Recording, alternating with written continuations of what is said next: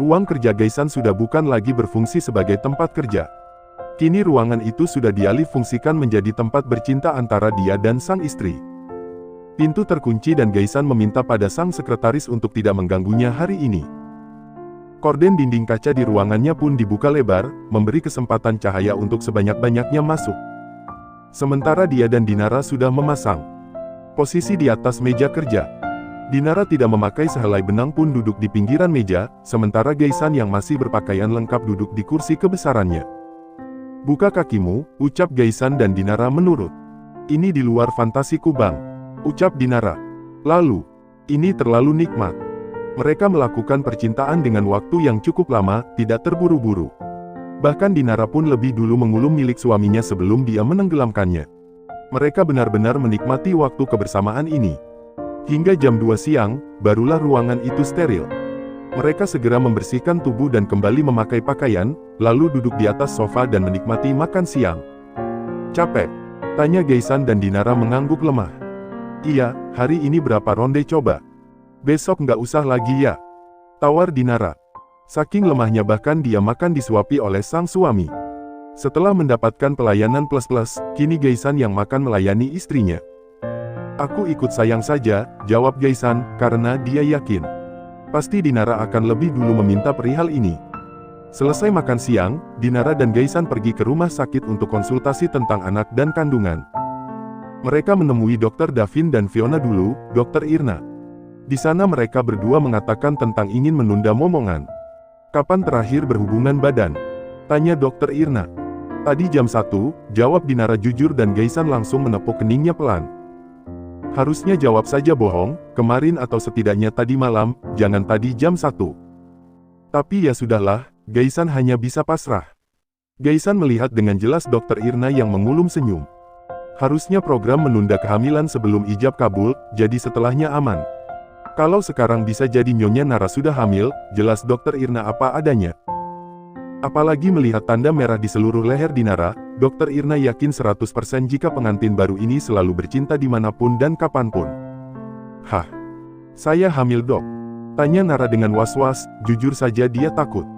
Gaisan bahkan langsung memeluk bahu sang istri. "Belum tahu. Begini saja, untuk tahu hamil atau tidak dan bisa melakukan tindakan kebon, berhenti dulu berhubungannya, tunggu 1 bulan lalu kembali dilakukan pemeriksaan. Kalau Nyonya Nara hamil, harus disyukuri. Kalau belum baru bisa program kebon," jelas Irna, penjelasan yang dia harap bisa diterima oleh pengantin kecil ini. "Jadi jangan anu-anu dulu 1 bulan, nanti baru diperiksa lagi?" tanya Dinara dan Dr. Irna mengangguk. "Gak bisa nunggu 1 bulannya sambil anu-anu?" tanya Nara lagi, dan bukan hanya Gaisan yang menepuk keningnya pelan. Namun Dr. Irna juga. Astaga! Batin Irna, biasanya yang akan mengeluh adalah suaminya, tapi sekarang malah istrinya. "Bisa, tapi keluarnya di luar." Jelas Irna. "Keluar di luar? Kan dimasukin, kok dikeluarin?" Dinara masih bingung. Tahu jika istrinya akan mempersulit Dr. Irna, Gaisan langsung pamit untuk pulang. Karena dia sudah sangat paham dengan konsultasi kali ini. Gaisan bahkan sudah siap menjelaskan pada sang istri di rumah nanti, sekaligus praktek langsung. "Abang, kok buru-buru pulang sih? Kan Nara belum selesai konsultasinya," keluh Dinara dengan suaranya yang merengek. Gaisan bahkan menarik tangannya, ditarik untuk pulang. Dan Dinara mengikuti dengan langkah kakinya yang terasa berat. "Konsultasinya cukup, aku sudah sangat paham," jawab Gaisan. Mereka sudah sampai di parkiran rumah sakit, Gaisan pun membukakan pintu mobil sang istri dan meminta Dinara untuk masuk. Lalu disusul pula oleh dia. "Benar abang sudah paham. Nanti sampai rumah bingung?" tanya Dinara setelah suaminya duduk dengan sempurna di kursi kemudi. "Iya. Coba jelasin ke Nara, dokter bilang keluar di luar, masa abis dimasukin dikeluarin, kan nggak jadi anu-anu," tuntut Dinara dengan nada tidak terima, bingung mencari di mana kenikmatannya jika dikeluarkan. Dan sebelum menjelaskan Gaisan mengusap wajahnya kasar. "Aku akan menjelaskannya di rumah." Dinara pasrah. 20 menit kemudian mereka berdua akhirnya sampai di rumah. Karena ada Alteza dan Mutia di ruang tengah, jadi mereka ikut bergabung dulu di sana sebentar, menyapa dan duduk di sofa. "Kalian tadi jadi ke rumah sakitnya?" tanya Mutia, dia mengelus punggung Dinara yang duduk di sampingnya. Merasa kasihan, pasti lelah semakin jadi Dinara. Di rumah harus melayani suaminya, lalu belajar kuliah juga. Jadi Ma, udah ketemu kok sama dokter Mbak Vio dulu. Dinara yang menjawab. Lalu bagaimana? Kamu sudah suntik kebon? Belum Ma, tunggu 1 bulan dulu, kata dokter tadi bisa jadi Nara udah hamil, jadi harus dipastikan dulu. Nah iya itu, jadi selama 1 bulan ini kalian jangan berhubungan dulu. Ih, omongan mama kok sama sih sama dokter Indra, dokter Irna juga bilang gitu.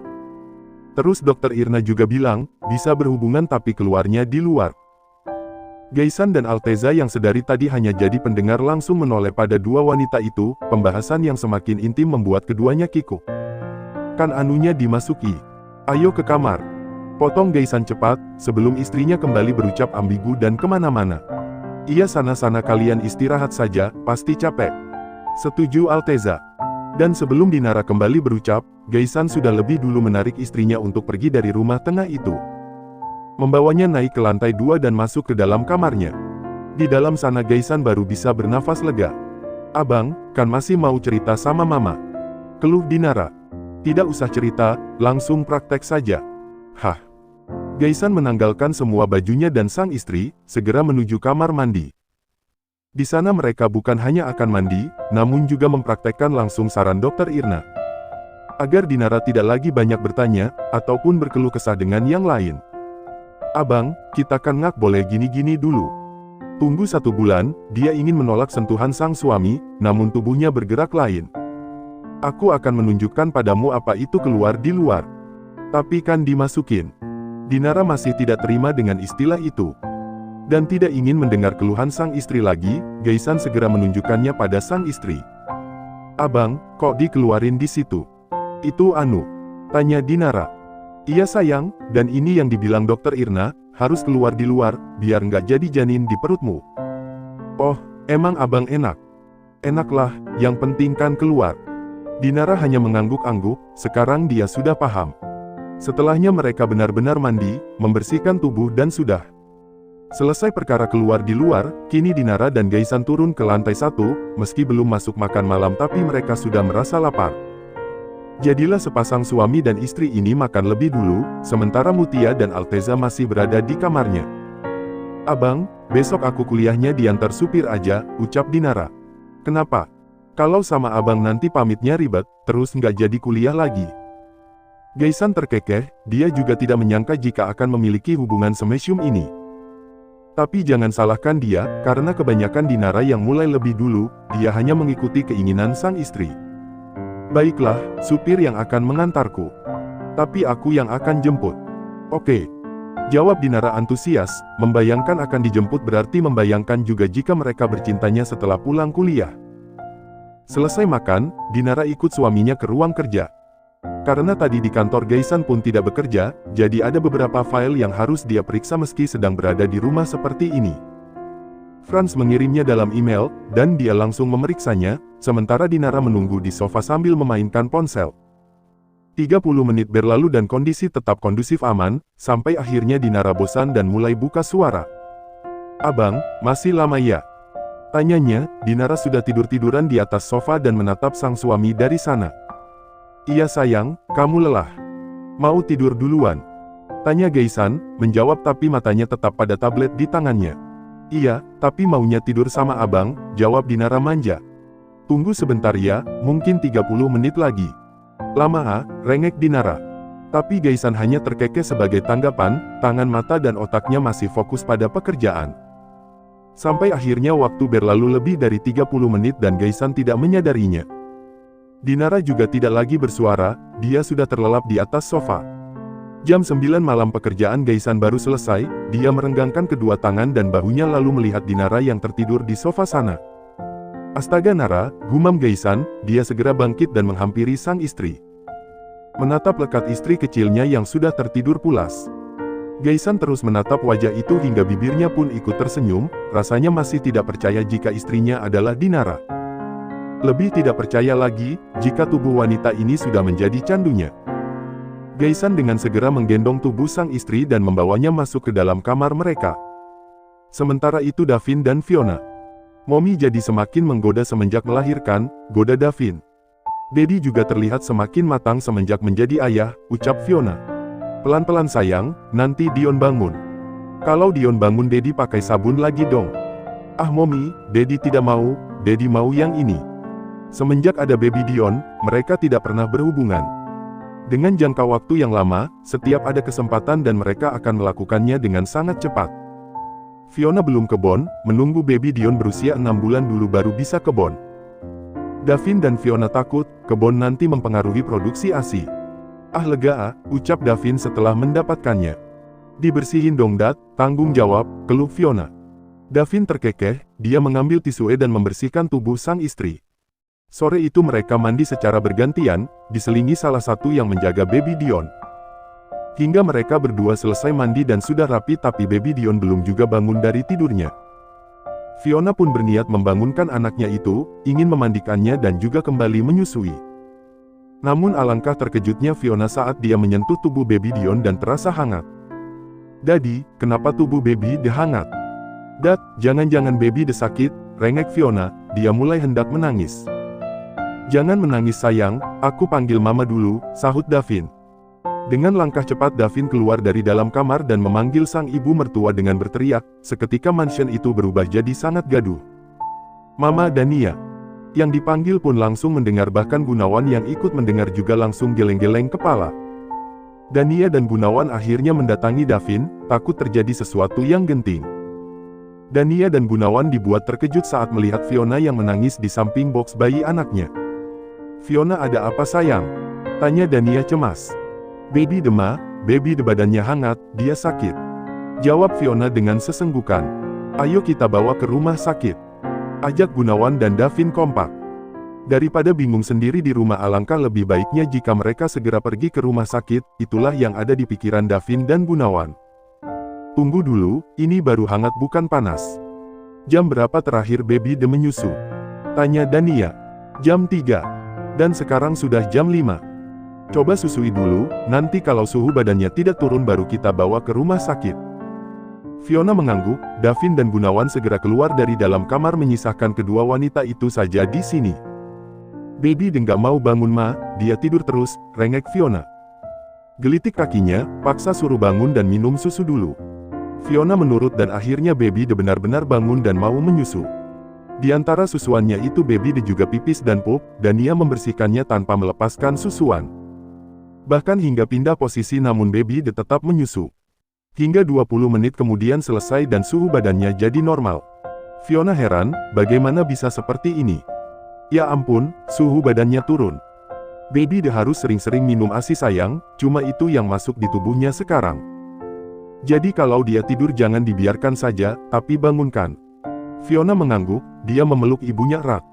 Sangat berterima kasih. Davin hanya mampu menelan ludahnya dengan kasar saat melihat baby minum susu dengan lahap, sementara Fiona terus menatapnya tajam tidak membiarkan Davin sedikit pun mendekat apalagi menyentuh tubuhnya. Mommy jahat, gerutu Davin, malam ini dia akan merana karena tidur tanpa pelukan sang istri. Tahan Dad, sampai usia baby usia 6 bulan dan ada asupan makanan lain yang masuk ke dalam tubuhnya, baru Daddy bisa main sepuasnya. Itu masih lama Mom, masih 3 bulan lagi.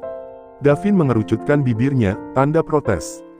Lebih baik Daddy ke ruang kerja sana, katanya ada kirimin email dari Gaisan. Bibir Davin makin mengerucut, tapi dia menganggukkan kepalanya kecil sebagai tanda pamit. Lalu keluar dan turun ke lantai 1, menuju ruang kerjanya di mansion ini. Di ujung tangga dia langsung bertemu dengan Gunawan, dilihatnya sang ayah mertua yang terkekeh pelan melihat kedatangannya. Kenapa papa ketawa seperti itu? Tanya Davin dengan nada tidak suka. Karena papa senang, akhirnya baby lebih disayang oleh Fiona daripada kamu, hahaha, tawa Gunawan pecah, andai Davin tidak ingat jika itu ayah mertuanya, pasti sudah dia sumpek mulut Gunawan. Plak. Dania langsung memukul lengan suaminya, hingga membuat tawa Gunawan reda. Papa nih apa-apaan sih, seperti anak kecil, keluh Dania. Iya ma, papa memang seperti itu, kekanak-kanakan, balas Davin dengan bibirnya yang mencibir. Kamu juga, jangan ganggu Fiona kalau sedang menyusui Dion. Balas Dania. Dua laki-laki ini tidak bisa membantah lagi, akhirnya Davin melanjutkan langkah ke ruang kerja, sementara Gunawan dan Dania naik ke lantai 2 menuju kamar mereka. Saat ini masih jam 8 malam, mansion sudah terdengar sepi, karena semua sibuk dengan aktivitasnya sendiri-sendiri. Jika sedang bersama Fiona, Davin akan jadi sangat manja. Namun jika sedang bekerja seperti ini, dia nampak begitu dewasa. Bahkan karismanya bisa mengalahkan sang kakak, Gaisan. Davin benar-benar bertanggung jawab dengan pekerjaan yang dia punya. Kurang lebih setahun memimpin Gunawan Group, membuat semua orang percaya bahwa dia mampu. Bahkan Davin menjadi salah satu CEO muda yang digilai banyak wanita di luar sana. Tapi sungguh, Davin tidak sedikit pun tertarik pada wanita di luaran, karena di rumahnya pun sudah ada Fiona yang sangat dia cintai. Bahkan hingga detik ini, Davin masih merasa takut jika Fiona akan meninggalkan dia. Membuat Davin mengupayakan banyak hal agar dia terus pantas menjadi suami Fiona. Sudah jam setengah 10 malam, Davin menyudahi pekerjaannya. Namun belum sempat beranjak dari kursi kerja tiba-tiba ponselnya bergetar. Ada panggilan dari Sasi, teman semasa dia di luar negeri dulu. Davin sedikit mengerutkan dahinya, bertanya-tanya ada apa wanita barbar ini menelpon. Tidak ingin urusan jadi panjang kali lebar, Davin pun segera menjawab panggilan itu dan menyudahi urusan di antara mereka. Apa-apa? Tanya Davin ketus. Astaga, ketus sekali suaramu. Besok aku, Lola, Dev dan Jacob akan ke Indonesia, sambut kami dengan baik. Jawab Sasi tak kalah ketus. Terserah kalian, jangan ganggu aku sedang sibuk. Tolak Davin, berhubungan dengan mereka akan bikin repot. Terserahlah, kami akan menemukanmu dengan mudah. Panggilan itu terputus, dan Davin langsung memijat kepalanya yang berdenyut. Gara-gara telepon dari Sasi, Davin jadi kembali murung. Padahal tadi dia sudah sangat bersemangat untuk kembali ke kamar dan menemui sang istri. Tapi kini malah bibirnya sama seperti saat dia pergi, sama-sama mengerucut dan masuk ke dalam kamar dengan lunglai. Fiona sampai mengerit bingung melihat tingkah suaminya itu yang seperti zombie. "Dedi kenapa?" tanya Fiona. Davin tidak langsung menjawab, dia langsung bergelayut manja di tubuh sang istri yang sedang duduk bersandar di atas ranjang. Menyembunyikan wajahnya di antara kedua gundukan sintal sang istri, mencari kenyamanan. Karena hanya disinilah dia bisa menemukan ketenangan. Fiona pun mengelus dengan sayang kepala sang suami, bahkan menggosok-gosok pula punggungnya. Sementara Baby Dion sudah tertidur pulas karena tadi saat menyusu sang ayah tidak mengganggu. "Mom," rengek Davin. "Apa?" Fiona menjawab dengan ketus. "Teman-temanku dari LN mau ke sini, tapi aku tidak mau menemui mereka, tapi mereka memaksa, aku harus bagaimana?" Fiona makin mengerutkan dahi, kenapa pula suaminya ini tidak ingin menemui teman-temannya, bukannya bagus kalau menyambut kedatangan teman dari negeri nan jauh di sana. Kenapa Dedi tidak ingin bertemu? Karena mereka usil, aku tidak ingin membuatmu tidak nyaman. Takut membuatku tidak nyaman atau Dedi malu mengenalkan aku sebagai istri. Fiona langsung mengangkat wajah, menjauh dari dada istrinya dan menatap Fiona tajam. "Potong pisangku Mom, kalau aku sampai macam-macam seperti itu, masih tidak percaya juga pada Dedi," balas Davin Duarius. Fiona bahkan sampai terkekeh mendengarnya. "Percaya Dad, Mommy cuma bercanda." "Bercanda Mommy tidak lucu." "Iya maaf." Fiona mengecup sekilas bibir suaminya, namun Davin tidak terima kecupan sebentar itu. Dia langsung menahan tengkuk sang istri dan memperdalam ciuman di antara mereka. "Aku tidak akan menemui mereka di luar, aku akan meminta mereka datang ke mansion ini saja, bagaimana?" tanya Davin dan Fiona mengangguk. "Iya Dad, memangnya berapa orang yang datang?" 4, 2 wanita 2 pria, Sasi, Lola, Dev dan Jacob. Supir saja yang menjemput mereka di bandara, menginap di mansion ini saja, kan banyak kamar kosong di lantai 1. "Tidak usah, kita sambut saja di sini, menginapnya biar di hotel saja. Dedi yang bayarin ya hotelnya, sekali-kali Dad." "Mommy mengizinkan." "Iya, Mommy tidak masalah. Asalkan Dedi jujur seperti ini, Mommy sudah merasa tenang dan bahagia." Davin tidak menjawab lagi, dia kembali mencium bibir Fiona. Beginilah enaknya punya istri wanita dewasa, tidak suka drama berlebihan dan lebih bisa mengerti dan memahami Davin. Malam itu mereka tidur saling memeluk, sama seperti malam-malam kemarin. Tapi malam ini Davin tidak boleh memainkan dada istrinya. Kedua gundukan sintal itu sudah benar-benar milik Dion. Pagi datang. Davin pun mengatakan tentang rencana kedatangan teman-temannya pada Gunawan dan Dania. Dia juga meminta izin untuk menyambut keempat temannya itu di sini. Gunawan dan Dania pun mengizinkan, bahkan Dania langsung memesankan catering makanan khas negara mereka untuk teman-teman Davin itu. Jika sesuai rencana maka besok pagi teman-teman Davin akan sampai di sini, setelah menempuh perjalanan selama 24 jam. Rombongan Sasi sudah sampai di bandara. Davin dengan segera meminta Anjas dan Danu untuk datang juga ke mansion Gunawan. Kedua sahabat kecilnya itu pun datang lebih dulu sebelum rombongan Sasi. Ada apa sih? Heboh banget. Keluh Anjas, dia memang suka rela datang kemari, tapi kalau belum protes rasanya belum seru. Kini Anjas, Danu dan Davin sedang berada di teras mansion, belum masuk dan menemui semua orang. Kan udah ku bilang Diwa, teman-temanku dari LN mau ke sini. Terus, potong Danu cepat. Dan saat itu juga Davin langsung menjelaskan tujuan kenapa Anjas dan Danu harus datang kemari. Selama tinggal di LN Davin hidup dengan bebas. Teman-temannya pun terbiasa pula hidup semaunya. Tidak ada batasan antara pria dan wanita, bahkan ciuman bibir pun itu hal yang wajar sesama teman. Bila sepakat bahkan bisa jadi teman ranjang. Dan Davin tidak ingin kedua tekan wanitanya nanti sampai menyentuh tubuh Davin sedikit pun, karena dari ujung kepala sampai ujung kaki tubuhnya hanyalah milik Fiona seorang. Danu dan Anjas nyaris muntah mendengar penjelasan itu, namun mereka berdua tetap setia mendengarkan. Jadi kami harus halangi terus dua teman wanitamu itu biar nggak nyentuh kamu, cuma boleh say hi. Tanya Anjas dan Davin langsung mengangguk mantap. Demi keamanan dan kesejahteraan rumah tanggaku, tolong dibantu, ucap Davin, mengakhiri meeting mereka bertiga pagi ini. Jam 8:30, akhirnya teman-teman Davin sampai di mansion. Fiona tidak ikut menyambut, dia masih mandi. Saat itu Gunawan dan Dania yang ikut menyambut teman-teman menantunya ini. Meski menyambut dengan geleng-geleng kepala. Yang namanya Sasi dan Lola mengingatkan mereka pada Fiona sebelum menikah, menggunakan baju-baju yang kurang bahan. Davin! Teriak Sasi dan Lola bersamaan, bahkan hendak langsung berlari dan menghambur memeluk sang sahabat yang sangat mereka rindukan. Dulu mereka selalu bersama, namun semenjak kembali ke negara ini Davin seperti hilang di telan bumi. Belum sempat Sasi dan Lola menggapai tubuh Davin, Anjas dan Danu langsung menghalau, menjadikan tubuh mereka yang dipeluk. Sasi dan Lola sontak terkejut, lalu mundur bersamaan. Davin terkekeh, lain halnya Gunawan dan Dania yang semakin menggelengkan kepala. Sementara Anjas dan Danu senang-senang saja. Tapi keempat teman Davin ini termasuk sopan, mereka salim dan mencium tangan para orang tua, kode etik ketika berada di negara ini. Ini Dev, ini Jacob, ini Sasi, ini Lola, jelas Davin, memperkenalkan teman-temannya. Lalu memperkenalkan kedua mertua dan kedua sahabatnya. Ayo semuanya masuk, ajak Dania, dan semua orang pun mengangguk. Di mana istrimu? Tanya Dev. Iya mana istrimu? Tanya Jacob pula. Mereka sangat penasaran bagaimana rupa istri Davin, selama ini mereka hanya melihat dari media sosial sahabatnya ini. Dari foto-foto yang mereka lihat, Fiona sangat cantik dan seksi, membuat mereka jadi ingin bertemu secara langsung. Dan ditanya seperti itu Davin langsung menyipitkan mata, menatap tajam pada kedua sahabatnya. Sepertinya dia sudah salah strategi, yang harus dicemaskan bukanlah Sasi dan Lola, melainkan Dev dan Jacob.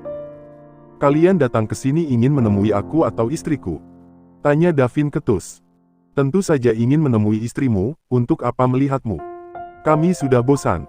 Jawab Dev, dia lalu membuat gerakan tos dengan Jacob membuat Davin langsung menepuk keningnya keras.